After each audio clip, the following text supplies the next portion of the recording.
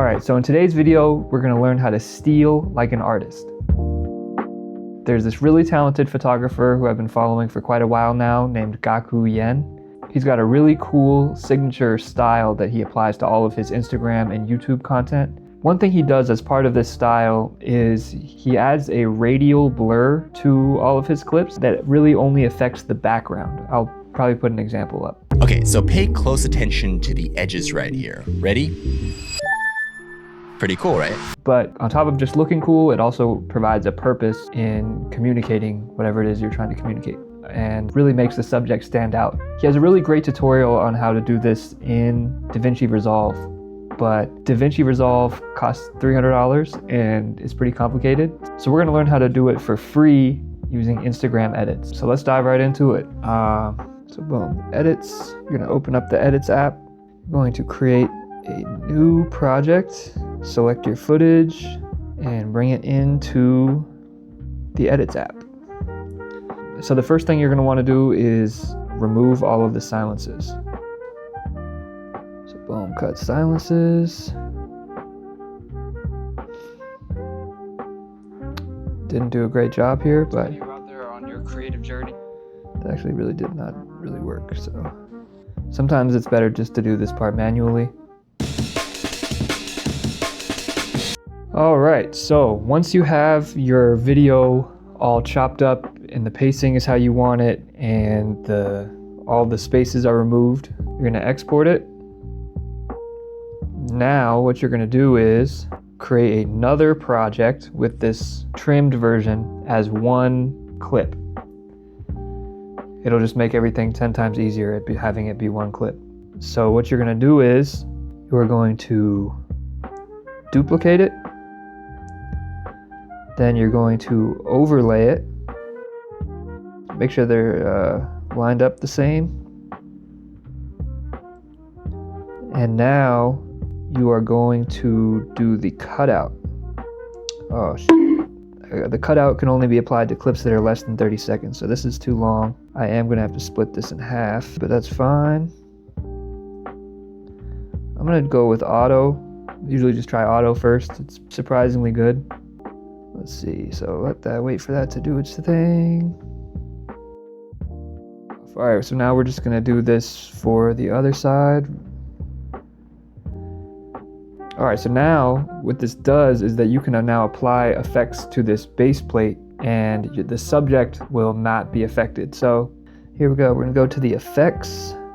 And so you can actually add any effect that you want here and get something cool out of it. But for the specific style that we're going for, we're gonna go and try to find zoom blur. There we go.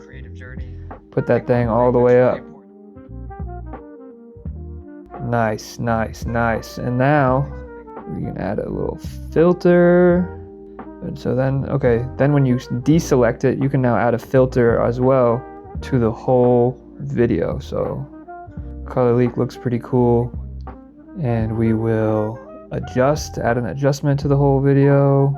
I like to drop the highlights a little bit and just a little bit of brightness. One thing I like to do a lot is drop the saturation but then boost the vibrance. So I think it looks cool. I use that a lot. And now we're gonna do captions. Where are the captions? There we go. Throw some captions on there. Captions are always a great idea if you're doing social media content. There's a large percentage of people out there that are watching your video with the sound off, so captions are always a good idea. Style, pick a style. I have one that I like to use a lot, but you can do whatever you want. Now we can kind of get creative and make it our own. One thing that is really cool when you do this layering of the subject and then the background being two separate layers, you can actually put the captions kind of under the, let's see, can I bring them all down? You can bring this overlay up. Now you can kind of do a cover up of your subject can actually walk in front of the captions, which is pretty cool. I don't know if I will do that on this project. I'm not sure, kind of. All right, so now you can get creative and do whatever you want with that. Make it your own from here. And so you can apply whichever effects that you want in any order. So if you want, for example here, the color leak to only apply to the background, you can just drop that under the cutout. Or if you wanted to apply to both, which I do here, you could put it on top. You could get crazy with the effects, and like, let's see, invert.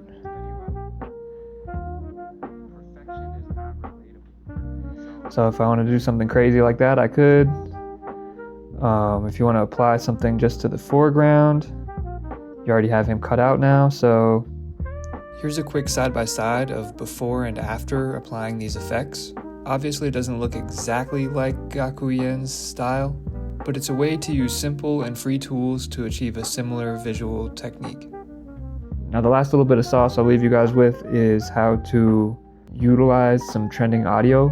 I personally hate having trending audio in my videos, but what you can do is pick a trending audio and then just drop the volume all the way to like 3. It'll still tag it as you using the trending audio, even if it's really quiet. So that's a little piece of info for the people that made it to the end of the video. That's for you. Yeah, with this, it really opens up a lot of doors for how you can style your content to be unique and have a signature style. Because again, one thing that Gakuyen does really well is creates a visual identity for himself utilizing these creative tricks. And not only does the visual identity make his content unique, but it also has a cinematic purpose of pointing the viewer's eyes where you want it to go. So by blurring out the background a little bit more, it tells the viewer focus on the foreground. Little stuff like that can just make your content that much better. So let me know what you think. Let me know if you learned something. If you use this to make some cool stuff, send it to me, tag me, I want to see. And yeah, that's it. That's all the knowledge I got for you today. With that, I'm signing off. Peace.